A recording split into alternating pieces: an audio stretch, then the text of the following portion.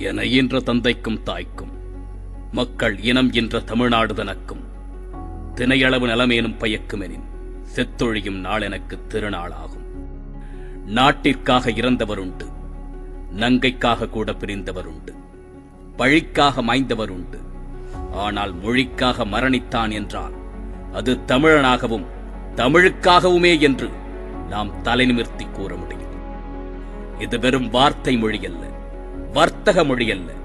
இது அறத்தின் மொழி, குணத்தின் மொழி, நேர்மையின் மொழி.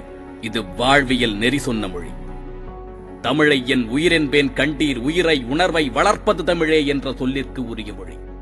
எந்த ஒரு மொழியும் உயிரை வளர்க்காது, உணர்வை ஊட்டாது. எம் மொழியாம் செம்மொழி உயிருக்கு உணர்வூட்டும், உடலுக்கு உரமேற்றும். வீரம், மானம், காதல் என்பதை கருவில் வளர்க்கும் மொழி. எம் மொழி கற்றவர் எவரும் முறைகெட்டு போனதில்லை. எம் மொழி கண்டவர் பலரும் இதை தன் மொழி எனக் கண்டனர்.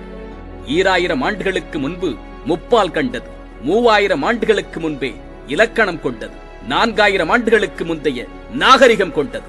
வெறும் மொழி அல்ல, இது வெறும் ஒலி அல்ல, இது ஒரு நாகரிகம். தமிழ் எனது நாகரிகம், தமிழ் எனது பண்பாடு, தமிழ் எனது கலாச்சாரம், தமிழே எனது வாழ்வியல்.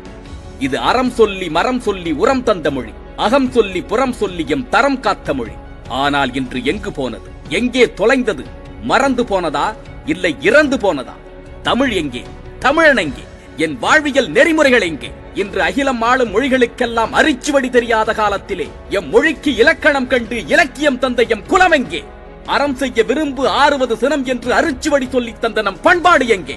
மரப்பாச்சி பொம்மையாயினும் அதற்கு மாறாப்பை போட்டு விளையாடு என்று சொல்லிக் கொடுத்த நம் கலாச்சாரம் எங்கே?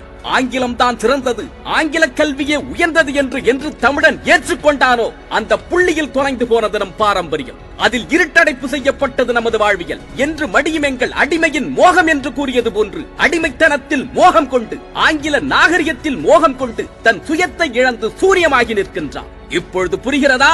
மொழி என்பது வெறும் கல்வி அல்ல, அது உன் கலாச்சாரத்தை புரட்டி போடும் வல்லமை வாய்ந்தது என்று. வள்ளுவம் எங்கள் வாய்மொழியாகும், பன்மொழி எங்கள் படிப்பினையாகும் என்ற முழக்கத்திற்கு சொந்தக்காரர்கள் நாம். அவன் கல்வியை தந்து உன் கலாச்சாரத்தை மாற்றி உன் சிந்தனையில் சீழ்பிடிக்க வைத்து விட்டான். அவன் மொழி கற்பித்தான், அவன் உணவை உண்பித்தான், அவன் வழியை திணித்து விட்டான். அவன் தந்த முட்டை கோழியாகும், ஆனால் அக்கோழி முட்டையிடாது.